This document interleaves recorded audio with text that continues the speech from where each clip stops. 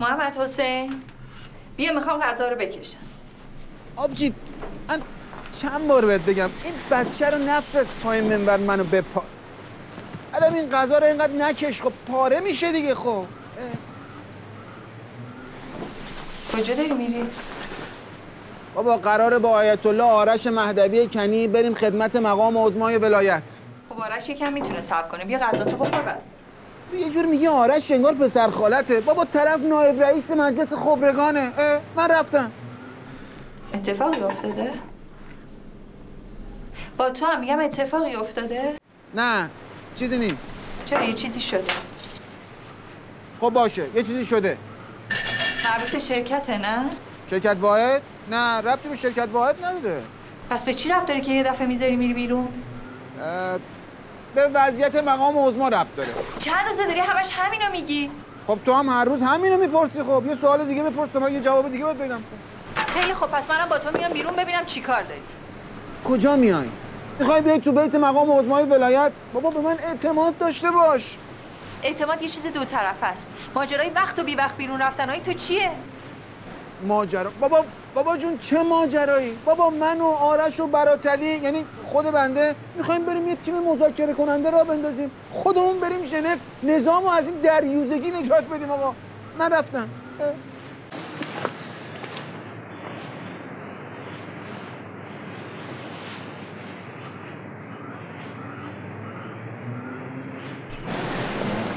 آقایون علما باید به استحضار برسونم که بنده با احتجاجاتی که کردم به این نتیجه رسیدم که این حوزه دیگه دخلش به خرجش نمیارزه. این روزا مراجعات به فیسبوک و یوتیوب بیشتر از منبره. بنابراین بنده میخوام حوزه رو بکنمش کافینت، خودم هم یه سایت جوک را بندازم. فقط الان نگران شهریه شماهام. حاج آقا شما نگران شهریه ما نباشید. ما خودمون یه جوری کار میکنیم و امورات روزانه‌مون رو جفت و جور میکنیم. کار؟ تو اگه اهل کار کردن بودی که آخوند نمیشدی. حالا هم اگه میخوای پول در بیاری، خب از این قیافت که شبیه قالپاق پیکان میمونه یه عکس بگیر من بذارم تو سایت جوکم، کلیک خوره میگیره. من تو نظرم شما واقعیت همینه که الان هممون یه جورایی بلا تکلیف موندیم. زیاد قصه نخورید. ولی امر مسلمین جهان که مقام عظما باشم الان بلا تکلیفه. شما که 4 تا آب دزدک باغچه ولایت هم نمیشید. برید درس پدرسوختگی رو پیش یه استاد دیگه یاد بگیرید. آخه درس شما با سایر اساتید فرق میکنه. چه فرقی میکنه؟ آخونده. حالا ما تو درسامون از 4 تا تیکه فیسبوکی و 4 تا SMS خنده‌دار استفاده میکنیم دیگه، وگرنه که توفیری نداره. استاد به هیچ وجه امکان ایجاد حوزه جدید نیست؟ هی میگه حوزه جدید. تو هم خوشت اومده ها. مال مف میخوری تا لنگ زورم میخوابی. اگه شما به فکر مصالح نظامی من باب تضرع برید پیش این خانم اشتون بگید وساطت کنه، شاید از این بلا تکلیفی که گفتید خلاص شین.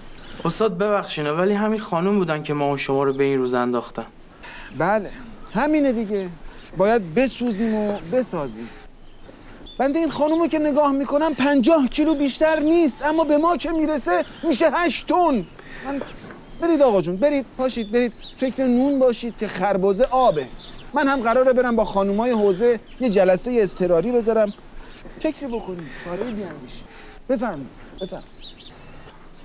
خب خانوما همونطور که در جریان هستید حوزه قراره تعطیل بشه. بنده خودم هم میخوام برم تو کار سایت جوک و مزاح مجازی. حالا شما به عنوان خانم‌های حوزوی چی کار میخواید بکنید؟ طبق روال گذشته اون چی که حاج آقا شهیدی انجام میدادن.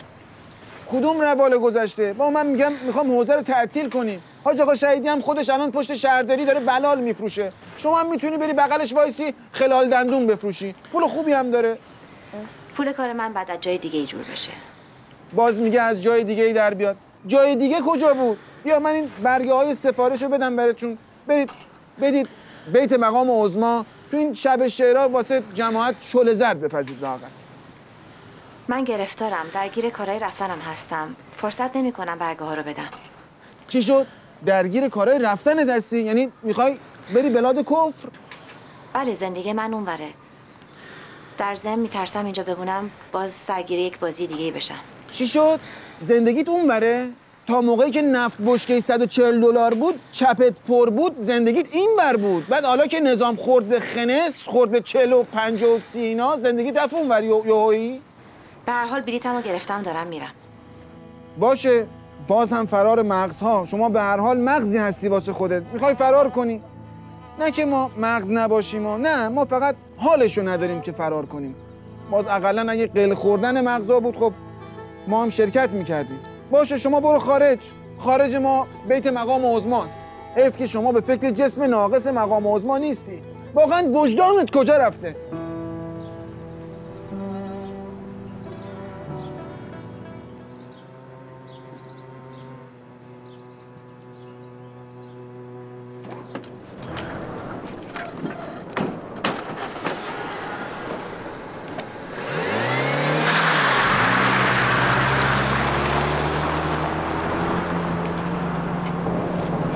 آقایون توجه کنید، حوزه که بسته شد.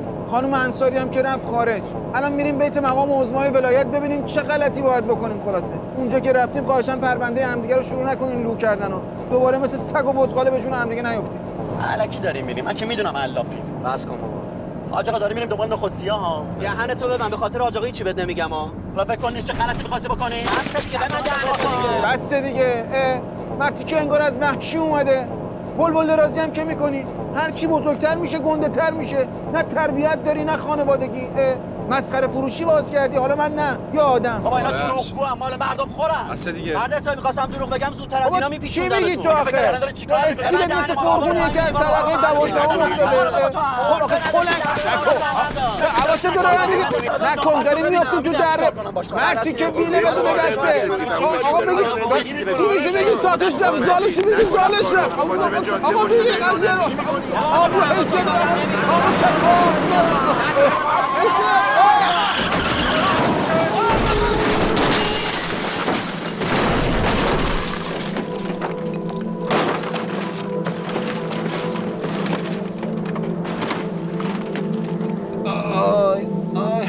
نمردیم، تصادفم کردیم. این هم از آخر عاقبت آخوند شدن. به پا رنگی نشی، آخوند نشی.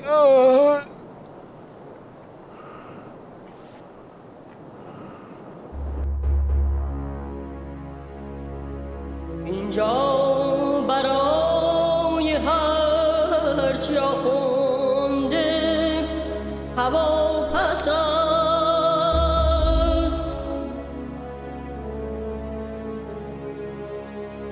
دور خموش بیت ولایت مرا بس است. دیگر بپوشم لباس شعر